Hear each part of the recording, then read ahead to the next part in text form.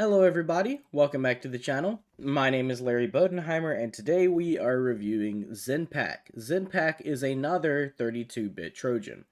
Now over here in this folder we have the malware itself and we have the MD5 for the video. So if you want to use the MD5 to follow along, go ahead and pause the video, make a note of this somewhere, and then once you're ready, you can resume the video again.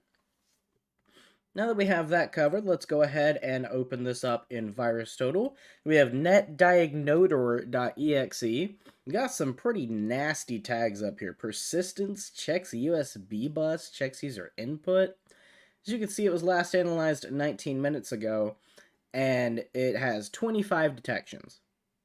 Now that's really bad. Why do I say that's really bad? Because 25 detections is something that you would typically see of malware that's about, what are we seeing from this channel, 4 hours old? How about 4 days old? So we're recording this at September 14th, 2024. The first submission was 4 days ago. Could have been out there even longer. Creation time says 2015, which we know the malware is not 9 years old. But it's at least 4 days old. No, 4 and some change, because it was actually first analyzed about 3 hours before I analyzed it, and 4 days. But either way, let's take a look at who does detect this. So we've got Avast, AVG, BCAF Pro, ESET, Google, Horongus here, Kaspersky, McAfee Scanner, Microsoft, Symantec, and okay, not too bad. Now let's see who's not detecting this. We have Avira, Bitdefender, ClaimAV, MCSoft, who else? GData's not detecting it either, Palo Alto Networks, and those are the only big names. Of course, Webroot's not detecting it either. I know some people do use Webroot. If we go to details, here's your MD5, your SHA-1, and your SHA-256. We go to creation time, I've already shown all this. This has 5 names it's been uploaded under: netdiagnotor.exe, a random string.exe, config.exe, config.exe.v, and whatever the heck that is. So it says the file is not signed. What the heck does that say? Tianyu Client Detection Tool, I think? I don't know. I'm not fluent in Cantonese, but I think that's what that says. But if we go over to relations, it has 4 contacted URLs. And it doesn't look like any of these are malicious, but I'm looking at this string right now, and I'm telling you, this is probably the C2. And we go to contacted domains. Here's that domain again with only 1 detection. Ow. This Microsoft domain has more detections. We have 13 IP addresses, only 1 of them are malicious, and yet again, it's Google's DNS. Execution parents, there's only one, 2024-0910.rar. Okay. 66 bundled files, so we've got 148, which has 1 detection. And I'm going to assume that the rest of these either are good or have not been scanned. Yeah. It does have 9 dropped files. So we've got t4d.temp, libsef.dll, crash reporter, and a DLL apparently with 45 detections. So it drops a DLL file that has 20 more detections than this malware has. This is going to be very interesting to review. If we go to behavior, we don't spend much time on this ever on the channel, but I'll go ahead and let you guys pause and take a look at it if you would like. So we have 2 high and 3 low crowdsourced IDS rules, and 1 medium crowdsourced Sigma rule. And finally, if we go to community, we've got Shroon, who I actually am familiar with, and James WT, and then 2 posts by Joe Security. Which means Jaffa is not here. I have this all to myself. Well, not all to myself, but, you know, she's not here. That's as all to myself as I'm going to get. Next, let's take a look at the tools that we have. We're going to be using Process Hacker, Wireshark, which I will reset before we start the malware, Process Monitor, and Fiddler, which again I'll restart before we start the malware. But I guess we'll go ahead and do that now because we're not going to look at the properties of the file since we've already taken a look at it in the details tab right here with file version information. It's the exact same thing. So let's go ahead and restart, not that, let's go ahead and restart the Wireshark packet capture and Fiddler. And without any further ado, let's go ahead and start the malware. Do you want to allow this app from a third-party Chinese website to make changes to your device? Of course, I love Chinese spyware. If we scroll down here, we have netdiagnotor.exe running. Let's take a look at Wireshark. I'm not seeing anything too suspicious yet. So maybe it's still installing itself. Is a possibility. Most of the time with these malwares, it only takes a few seconds to install itself, but it could still be doing that. You could ignore these. This is just the host communicating to my virtual machine. You guys didn't really think I was using this on hardware, did you? Okay, we've got a reset act. Alright. Not necessarily suspicious on its own, but... And that's from a different IP address, but on 104. Okay. Well, it looks like it is still doing stuff, and it probably is going to be doing so for a little bit. We have an SSDP protocol. Alright, MDNS, DNS. We can ignore those. Nothing on Fiddler. We have 3 resets, all from different IPs, except for this one. Okay. 184.31.49.245. It's definitely sus. Let's see if we can connect to that really quick. Let's go over here.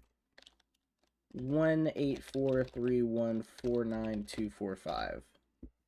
The requested URL, no, what the heck? No URL is invalid. Okay, so that has an Ubisoft icon. Ubisoft Crash Reporter verified. Ubisoft Entertainment Sweden AB. Huh? That's weird. Okay, let's open file location. I got a bunch of stuff open now. Let's open the properties. Here are the temp files as well. It's all in this one folder, YZYM4P. So it definitely doesn't do a good job of hiding itself, especially when it's under program files and not hidden. Because if we take a look, I don't have hidden items turned on. So let's open the properties of this. And if we go to digital signatures, it has an Ubisoft Entertainment signature. The digital signature is okay. The certificate is intended for the following purposes from 2022 to 2025. What? Okay. That's strange. Details, Ubisoft Crash Reporter, file version, Ubisoft Connect, copyright Ubisoft. UPlayCrashReporter.exe is the original file name. Is this really just the app? What's this supposed to do? Throw me off? Because, yeah, the skeptic inside of me is always going to go, oh, this is clearly malware because it came with the Trojan. But everything is pointing to, like, red herring, and that it's doing this intentionally. I'm going to analyze this in VirusTotal, but I've got a big feeling this is actually legitimately Uplay Crash. Well, that doesn't make any sense. Why is it still running? Because these crash reporters, they're open for, like, what, a second at most? But this is persistent. So I'm going to move this over. It was last analyzed 29 minutes ago, and it's picked up by anti-AVL and Silence. And that's it. We go to community 4 months ago. Well, the malware is only 4 days old. And this is at least... Okay, if we go to details. Uplay Crash Reporter, and a bunch of random... Yeah, that doesn't make any sense. There's... I mean, this could have been used with other malware, but it has Digicert Trusted Root G4, code signing agencies, and Ubisoft Entertainment Sweden. Countersigners X509 certificates. It's very interesting. What's the creation date? Creation date, first seen in the wild. Okay, how the heck is a creation date later than first seen in the wild? I don't know how it calculates this. So we'll just go by the creation time and signature date. April 8th. Last submitted today. First submitted almost 4.5 months ago. I wish you guys could see like the look on my face. It's just a look of pure like WTF. Because I mean, also we have 8,000 packets now. Probably the best thing we're going to be able to do as of this moment is look in process monitor. We're going a little bit out of what's the word I'm looking for? We're going a little bit out of our, this isn't the right word, but pace. Schedule? No, those aren't the right words. But either way, I usually take a look and analyze things in VirusTotal before I go to process monitor. But I feel like we should do process monitor first, just to see if the original file netdiagnotor dropped anything else, and see if this is doing anything suspicious, because it's still running. So process name is netdiagnotor.exe. And for this one, I'm going to add a create file operation filter. For this Ubisoft one, I think I'm just going to leave it raw and just add that and see exactly what it does. I got a feeling this is going to be a longer video. But let's go ahead and include those. This is a load of crap. Did I spell it wrong? I could have spelled it wrong. Let's do rename. Control-A, Control-C, filter. I don't think so. Oh, I'm an idiot. Create file. My bad. Okay, that's a lot better. Okay, so we have the prefetch here, netdiagnotor.exe, and it was deleted. Wow, 64. More interested in the ones where it's name not found. There could be sus files that it dropped that it just isn't programmed into delete. But the most interesting ones are UX theme, okay. The most interesting ones are going to be the ones that were deleted. And you'll know those because it says name not found. olac.dll, dbgcore.dll. Oh, here we go. olaccrc.exe.mun, netdiagnotor e&u.dll. Man, I really wish I could have seen these so I could analyze them, but netdiagnotor lock.dll. And then we got GDI plus, IRT util, SSPI client, WLDP, prof API. Okay, we're starting to see more DLLs that we've seen on the channel before. We got some name collisions, mswsock.dll, inet cookies. What else? We got more name collisions. I'm not interested in those. mscore.dll. Here's the name of the folder, and it says name not found, but it is very clearly here, because I'm inside of the folder. Desktop, more DLLs. I'm assuming these have hidden properties, because yet again, we didn't see any of this. I'm not seeing it drop anything else. I'm sure I'm going to see that weird Ubisoft thing at the bottom. Oh, here we go. Name invalid. So this is the Ubisoft thing that it created. I think. Yeah, it is. Okay. And that's in this program files folder. Wintypes.dll. Yeah, I'm very interested in this, what the heck is this? One core UAP common proxy stub. Okay. And then desktop netdiagnotor again. That's different, isn't it? Go back to that folder. Yeah, that's a different file. Okay. Where was that? I saw it. I'm not going crazy. And now I don't see it again. I see the OX, but I swear I saw one that was just a random string. Wait, what the heck did I do? Did I scroll down to the bottom somehow? Ah, crap. Okay, I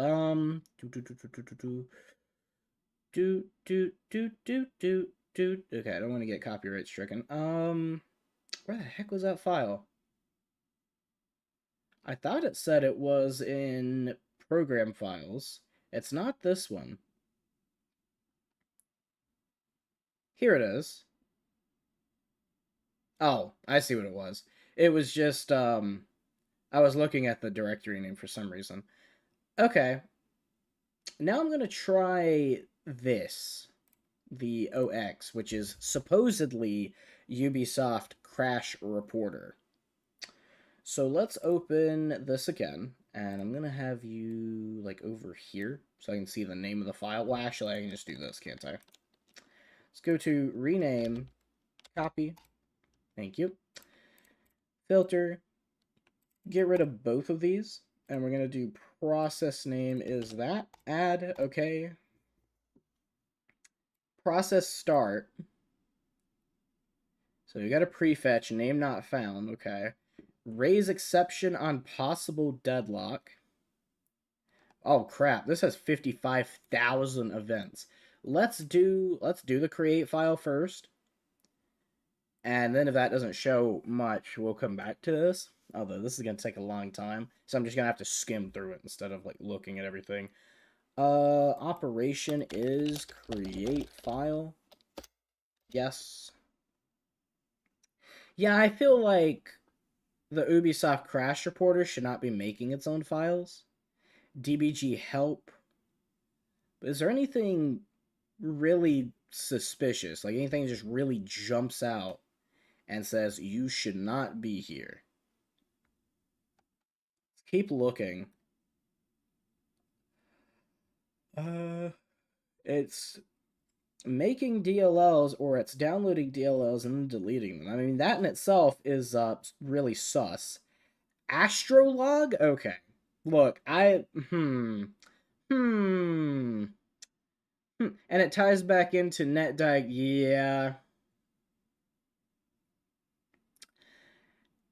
Oh my god. If I'm wrong, here's what goes on with my brain. Everything in my brain is screaming malicious to me right now. But if I'm wrong, I'm going to be burned at the stake by the malware community. I'm still going to say I am highly sus of this program.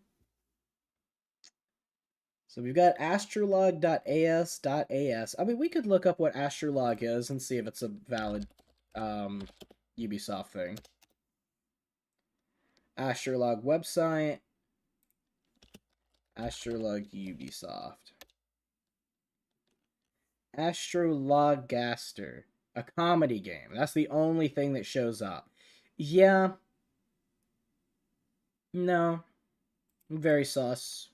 Very sus indeed. It accesses the Windows Storage DLL. I thought I was going to say Windows Store for some reason. Astrolog.as.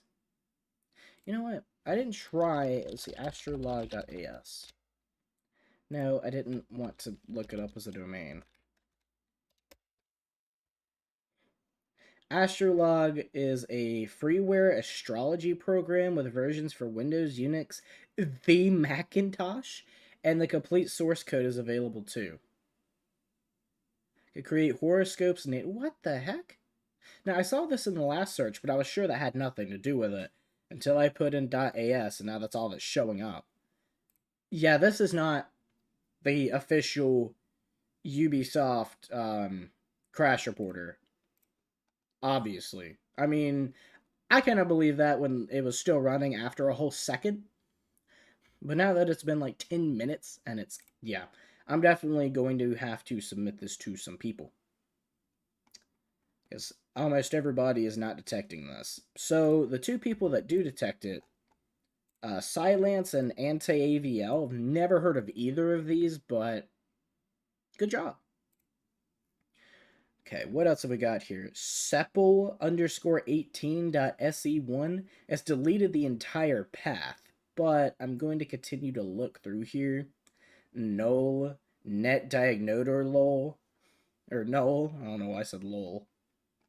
And yeah, it's mostly just this astrolog thing, which we have no trace of whatsoever. There's that sepal 18.se1 again, and a bunch of DLLs. UX theme, WinMM, DXGI, D-input 8, I haven't seen that one before, core messaging and core UI components.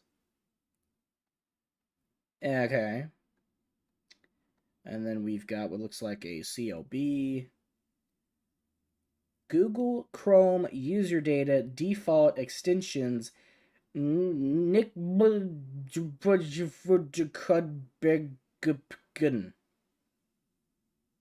Yeah, this is not a Ubisoft program. I don't know how much more proof I need before I can cement that into my own mind, but yeah. Okay, now that we've taken a look at that, let's go ahead and one more time take a look at Wireshark, because we have 16,000 packets. Now, this is still running. Let's see if this communicates. Yeah, it communicates with 10 IPs. And of course, the execution parents are all malicious, which I didn't think to look at before. Probably should have. But I did not think to do so. So we have these two.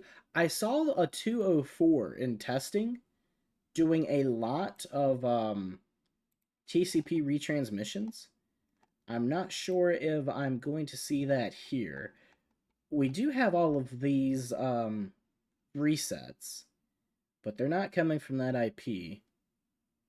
As a matter of fact, that was open when this was still installing, or that was happening when this was still installing.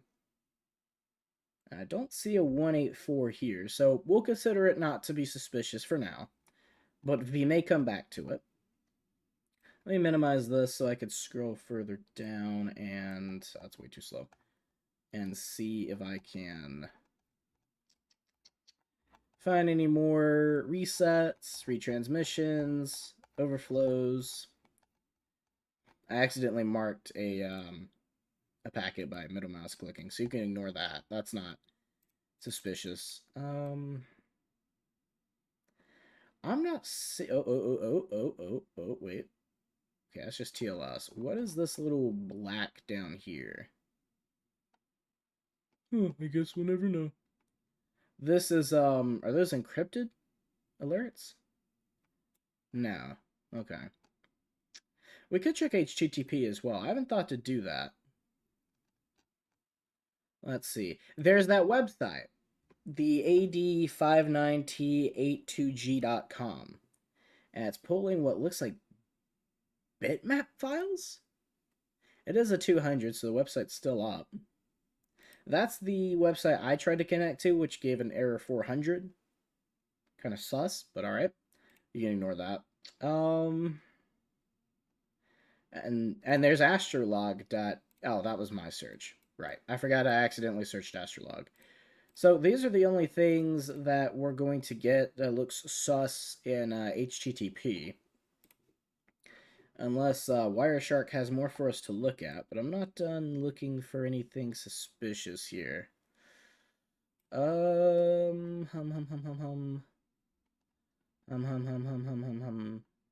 Yeah, I'm not seeing anything at all that looks too suspicious. Which sucks. I mean, there's not really much we can do with that. But, eh?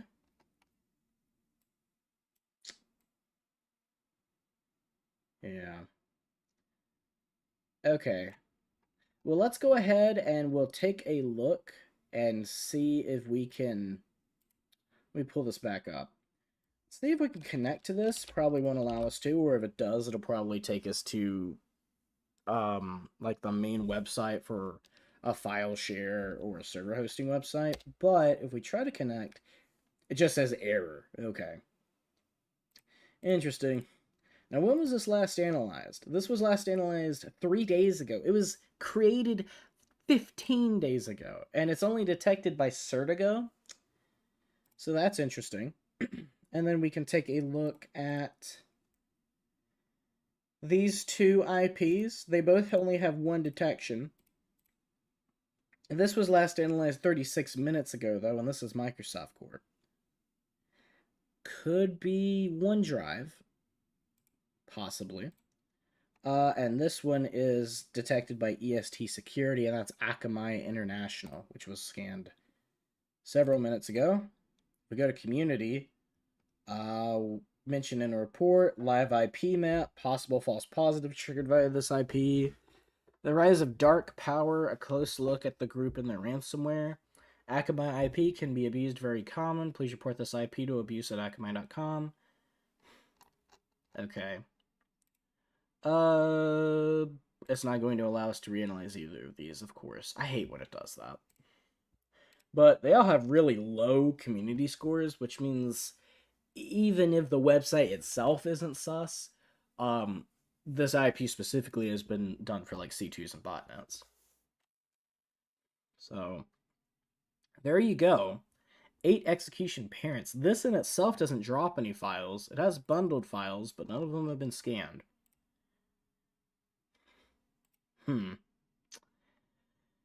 Yeah, this is a very interesting malware. Now, before we close this out, it does say that the malware itself has persistence. So if we go back to NetDiagnoder, where it says it has persistence, I'm going to restart the virtual machine. So let's restart this. And then I'm going to go into Process Hacker really quick and see if anything suspicious starts during computer startup. And we need to close this out because it is a 27-minute video.